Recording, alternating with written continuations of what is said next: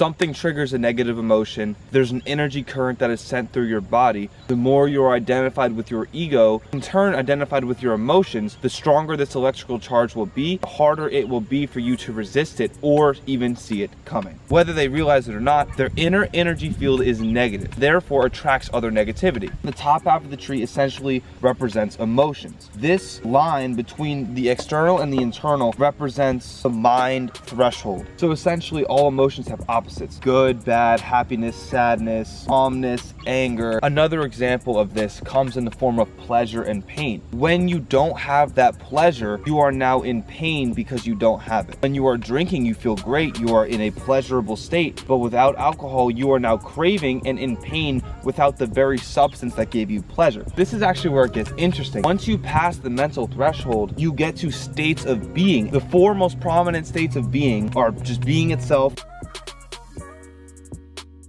love, peace, and joy. You are thinking to yourself, don't these have opposites? They do not. Our society gets joy confused because they think joy is that short-term gratification and pleasure, when it's really this inner feeling of just happiness and belonging. You guys honestly have probably tapped into these states of being at one point. If you've been at a beautiful sunset or you've been in nature and you just feel at peace for a very short amount of time, you have now gone beyond the threshold of your mind and tapped into states of being, states of connectedness. These things are not thought, because you guys probably right now as you're watching this are trying to label these with your mind, and you can't. They're beyond the mind. There is something beyond the mind. You can't describe them. I'm trying to describe them to you with words, but it's not even catching the essence of the emotion and feeling that you are deriving from being. What our society mistakes for love, like I said, is that love-hate cycle. The plus minus two sides of the coin, heads tails cycle. How can love have another side? How can peace have another side?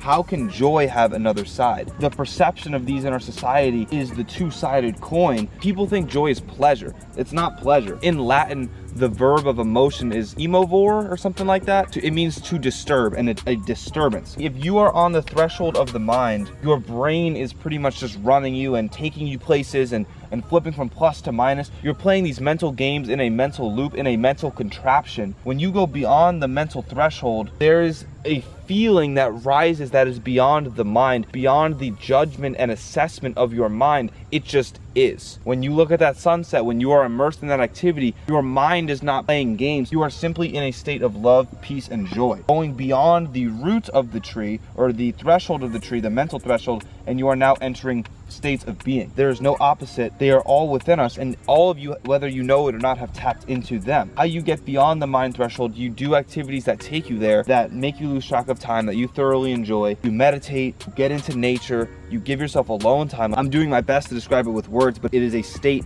that your mind cannot comprehend. It is a state that simply is, and as soon as you try to put a label on it with your mind, you are now shooting back up to the threshold of the mind, because there are certain things that the mind cannot process. Because if the mind is prohibiting you from getting to this threshold, how can it possibly process what the threshold is like?